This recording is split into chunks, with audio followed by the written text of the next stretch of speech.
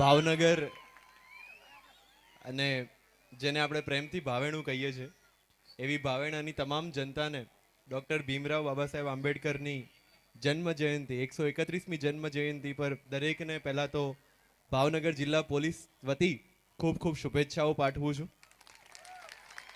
આજે આપ સર્વ આટલી બહોળી સંખ્યામાં આ સ્ટેચ્યુના અનાવરણ પ્રસંગે ઉપસ્થિત છો ત્યારે આ સ્ટેચ્યુનું અનાવરણ ખૂબ જ શાંતિપૂર્ણ રીતે અને ખૂબ જ આનંદ અને ઉત્સાહથી કરવામાં આવ્યું છે. એ બદલ ભાવનગર જિલ્લાના પોલીસ વડા ડૉક્ટર રવિન્દ્ર પટેલ સાહેબ અને ભાવનગર રેન્જના આઈજી શ્રી અશોક કુમાર સાહેબે પણ પોતાના તરફથી ખૂબ ખૂબ શુભેચ્છાઓ આપ સર્વેને પહોંચાડી છે. આજે આ આયોજકો જ્યારે અમારી પાસે પ્રથમ આવ્યા અને ત્યારથી આપણે એક મુવમેન્ટ ચલાવી જેમાં કોર્પોરેશન, જિલ્લા કલેક્ટર સાહેબ, પોલીસ વડા સાહેબ અને તમામ સંલગ્ન ડિપાર્ટમેન્ટ્સે રાત દિવસ મહેનત કરી અને આજે આ સ્ટેચ્યુને અહીંયા ઊભું કર્યું છે ત્યારે હવે પછીની આપણી જવાબદારી બમણી થઈ જાય છે.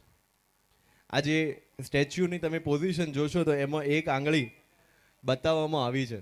એ કદાચ એ દિશા નિર્દેશ કરે છે કે આખા ભારત દેશે એક દિશામાં ચાલવાનું છે અને એનું આ પ્રતીક છે.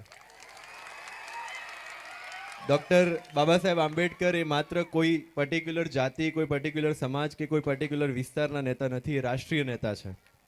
અને મેં પહેલાં પણ કીધું છે એમ પોલીસ તંત્ર હંમેશા તમામ સમુદાય, તમામ જાતિ, તમામ લોકો માટે કામ કરે છે કારણ કે આ ખાખી રંગ એ કોઈ ધર્મ કે કોઈ જાતિનો રંગ નથી, એ ભારતના બંધારણનો રંગ છે. અને એ તમામ માટે સમાનતા અને બંધુતાના નિયમોને પાલન કરીને અમે અહીંયા પોતાનું કામ કરી રહ્યા છે. ત્યારે સમાજના આગેવાનોને પણ અભિનંદન. મુદ્દો એટલો જ છે કે બાબા સાહેબ આંબેડકરની પૂજા અર્ચના તો કરીએ પણ એ સાચી શ્રદ્ધાંજલિ ત્યારે હશે જ્યારે એ પોતે જેવું જીવ્યા છે એવું આપણે જીવી બતાવીએ. વ્યક્તિગત સંઘર્ષ એમણે પોતાને જ્યારે નાના હતા અને જ્યારે પોતાના પિતાજીને મળવા માટે એ રેલવેમાં બેસીને ગયા અને રેલવેમાં બેસીને ઉતરીને જ્યારે એક ગાડામાં બેઠા અને ગાડાવાળાને જ્યારે ખબર પડી કે એ કોઈ પર્ટિક્યુલર સમાજના છે ને એમને ગાડામાંથી ઉતારી દેવામાં આવેલા, એ એમનો પહેલો અનુભવ. અને ત્યાંથી એમને જે પોતાની વ્યક્તિગત સંઘર્ષ શરૂ કર્યો એ વ્યક્તિગત સંઘર્ષને આધારે એમણે માત્ર પોતાના માટે લડત નથી કરી પણ સમાજના એ દરેક તબકા માટે લડત કરી કે જેમને અન્યાય થયો છે અને છેલ્લે એ બધાને ન્યાય અપાવી શક્યા. એટલે ભવિષ્યની અંદર આપણી સાથે કંઈ થયું છે અથવા આપણને એવું લાગે છે કે આપણે લડત આપવી છે ત્યારે લડત ક્યારેય વ્યક્તિગત કે પોતાના સ્વાર્થ માટેની ના હોવી જોઈએ. એ લડત હંમેશા સમાજ માટે અને દેશ માટેની હોવી જોઈએ. આપણે બધાએ યાદ રાખવાનું છે.